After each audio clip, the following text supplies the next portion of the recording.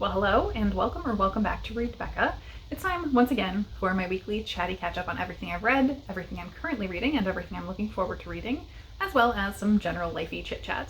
I finished 2 books again this week. That seems to be where my rhythm is at, though it was a lighter reading week, and I don't really know where the week went, but I read a book and a novella, and I'm into a second novella right now. So as far as the book, let's start there. First, I had a wonderful buddy read with Tiffany from Towering TBR. We buddy read Affinity by Sarah Waters. This was my second Sarah Waters, and it seems like this is kind of an outlier, or both the books that I've read are kind of outliers to her much more popular works, but this definitely has the hallmarks of what I expect from Sarah Waters. So Affinity, we're starting with a lady, a proper lady in historical England, as she is beginning to sort of recover from a traumatic incident in her life by going to visit women in prison as sort of charity. And as she's visiting this really terrible women's prison, she's learning the stories of these women, and man, do you empathize with all of the women there. So many women are there very unjustly, I would say. While she's getting the warden's perspectives, the wardens really see them as horrible people and think that kind of the conditions are very justified because these aren't good women. And so that's hard to read because you're continually getting more and more empathy through the eyes of this character. But she specifically attaches to one woman, Selena Dawes, who is in prison, it seems because of something to do with a seance gone wrong, because this woman is a spiritualist. And she finds herself continually coming back to this particular woman. So it's their story of getting to know each other and the unveiling of her history, or both of their history, really, I would say. We do jump backwards in sections where we're alternating somewhat perspectives between Miss Pryor, the lady visitor of the prison, and her experience that led up to this, as well as her ongoing experiences as she's visiting the prison, the building of the relationship. But we're also jumping backward about 2 to 3 years to the lead up in Selena Dawes' life. We get some notes, we get a number of accounts where Miss Pryor actually goes and finds more information in her perspective about the trial, or notes about seance sessions from a spiritualist group, because Selena Dawes seems to be very prominent and well respected in the spiritualist community during this time. And I find that just very, very fascinating, that having been such a pastime during this period.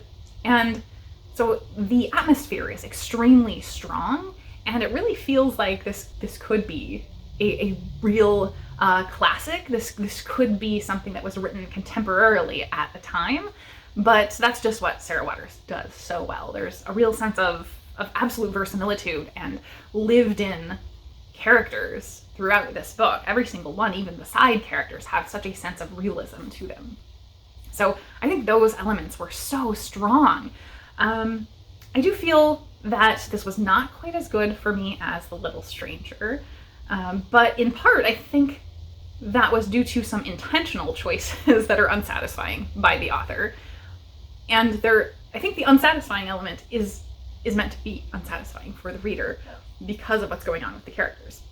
But it still was unsatisfying. So I really thought this just was so impeccably written. And I've now read 2 of the books that are less popular from Waters, and I absolutely want to go into her back catalog more and read the most popular books, because having only read the less popular ones that were fantastic, I would say this one probably was not quite a 5-star, but over a 4-star, like a 4.25 to 4.5, probably. If that's the low point for her work, I can't wait to see Fingersmith or Tripping the Velvet, like that everybody loves. So very exciting stuff. The second thing that I finished, the novella, was, let's see if I can get this in one go, Adrift in Currents Clean and Clear by Seanan McGuire. I think I got that right. This is very, very far into the Wayward Children series, but this series is all about children who go to Portal World and then wind up coming back and end up at Eleanor West's home for wayward children, because they just don't quite fit back here on Earth. So this one is a child going to their Portal World sort of. And I say sort of in that it didn't quite work. The balance was not there. And it was extremely uneven because that balance was not there. So the major chunk of this from the beginning is focused on the real world. We're following a character, Naja, who I think was introduced as a side character in one of the previous novellas, as a very, very side character, minorly, I think, but I'm not certain. But you are fully introduced to her here from the beginning as a very young child in Russia in an orphanage, and she has only one hand.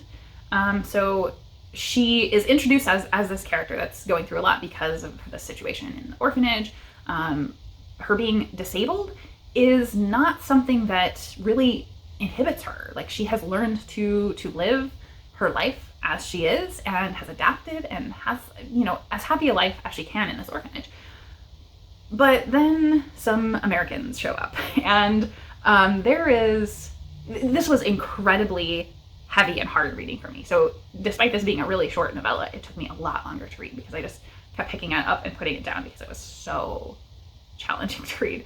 Because there is this notion of these religious people coming from America having kind of a savior complex and taking her back to the US and wanting to erase everything about her culture, her difference and disability. They get her a prosthetic, and she really doesn't like it, and she never had any say in it. She doesn't fully understand what it is or why they want her to have it, because she feels like her life is fine without it. But they are very fixated, well-intentioned, but fixated on projecting a certain type of facade, a certain type of perfect Christian life and family that she doesn't fit into as she is. And so they wanted to change her to fit within that ideal. And so much about that was really, really hard. So that's the bulk of the book. And I felt it wasn't quite as heavy-handed as some of the things in past stories, some of the heavier content. Here, I felt like it was very, very believable and hit me really hard. So the issue that I have with this, though, is that is a huge part of the book. But then most of the way through the book, she does go to her portal world. She was this kid who always was fascinated with turtles and kind of water creatures. And so she ends up in a drowned world that's very watery. And she winds up being kind of involved with like fishing mainly, despite her single hand. That never inhibits her. Once again, she really is able to adapt, and she fits. She has a wonderful turtle companion. But it's supposed to be years and years going by there, because time is always strange in portal worlds. And yet it feels so rushed and underdeveloped because it is just really quickly thrown in at the end of the book, for maybe a third of the book, something like that. So I feel this one and the previous entry in this series vastly underdeveloped or underdelivered on the portal world elements that they were promising. The previous one was supposed to be like a dinosaur portal world, but really we're just sort of hopping through a lot of things, and that dinosaur portal world was barely there. So the portal world aspect did not deliver here, but the first part of the book, man, hit me so hard. Had it just been that, I think it would have been like 4.5 to 5 stars, but the portal world aspect was like 2 stars. It was just not great. So the unevenness didn't work for me at all. So that is what I read this week. And then the one I mentioned that I'm in progress on is The Practice, The Horizon, and the Chain by Sophia Samatar. And I'm ridiculous because I have 2 of her books on my shelves, and yet I picked up this one from the library. But this one was very exciting. I saw this while I was at an author event a couple weeks ago and had to pick it up because this is up for 2 of the major sci-fi and fantasy awards. And it's also one that I haven't seen a lot of people read, but one of the couple people I have seen read it, it was on their favorites last year. And so far I can say incredibly harrowing, but so very, very, very good. And this one also has some very strong religious themes to it that are hitting me really hard. So I think that's it actually for books right now, because I'm sort of in between things a little bit. And I kind of haven't made any progress on my longer stuff, like Middlemarch. I actually lost the audiobook and haven't even renewed it all this week because I haven't been reading that much. So onward to watching stuff very quickly. I watched A $1 Million Secret. I somehow got sucked in, or I know how I got sucked into it. Peter Serafinowicz was on Dish, which is a video podcast here on YouTube that I enjoy very much. And so he was on there promoting it. And I had seen it, but not been interested in watching it at all on Netflix until he talked about it. And I was like, oh, okay, I have to go watch it. So it's kind of like The Traitors or Werewolf or Resistance, those kind of games where you have one person who's designated spy or whatever, and everyone else has to social engineer trying to figure out who it is. This is like that, but who the designated person is can change over the course of the game, and they're also doing challenges. So I really actually enjoyed it. It's all, these people in a fancy manor house living there and doing challenges, and Peter Serafinowicz coming in as the host, coming to throw wrenches into things. It was great fun. So I blazed through that, and that was about it. I have also been catching up very much on YouTube. So let me actually run through recommendations quickly, because I have a number of recs to go through from my past, I guess, several weeks of watching stuff here. So first off, let's go with The Mild Rumpus. Took us along with him as he went to the New York International Antiquarian Book Fair. Beautiful books, really, really cool. Books from My Bookshelf gave us a deep dive on the author Daphne du Maurier. Really lengthy, like an hour-long video, truly deep diving into Daphne du Maurier. And just fantastically well presented. Books from My Bookshelf routinely does these kind of deep dives. And then Supposedly Fun, Greg did The Curious Case of March by Geraldine Brooks versus The March, and whether the right March won the Pulitzer. And finally, Scott from Gunpowder Fiction and Plot did, I don't know how he managed this, but rapid fire gave us the best book every year for the last 150 years. And it's just like a quick one-liner elevator pitch for each book. So he gets through them rapidly and with a good amount of concise information that you can actually get interested in the books. So loved seeing that list. Really great stuff. So I think those four will do it for now. So I will put those all in the description box down below for you to check out from my last week's watching in BookTube. So onward from there, in my life, not much other than being busy. I, again, don't know really where the week went. It feels like it just sort of disappeared. I didn't make it to Indie Bookstore Day yesterday, which was a little disappointing, but my day was very hectic and not for any real reason. I think if you all remember the saga last year of Holes in My Yard, we are back with more Holes in My Yard. There is a royal mess going on. So I've been struggling to film, in fact, videos because there has just been continuous work or storms over the past week. So it's been like dark and rainy, or there have been loud noises right outside of my house. So I'm not even sure entirely what all they're doing, but they've been doing work in multiple spots, driving lots of work vehicles through my yard and tearing it up because of the storms. Like, everything is very soft ground and muddy. It's been a real mess. So I don't know.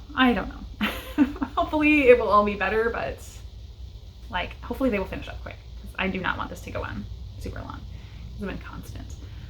Foster cat Earl is doing fantastically well. So he came to me for digestive issues, and that seems to be that he has some pretty extreme separation anxiety, and he is almost entirely out and loose in the house now. I think I mentioned last week that he had been introduced to my cats and stuff, but I was still wary about leaving them when I'm not home.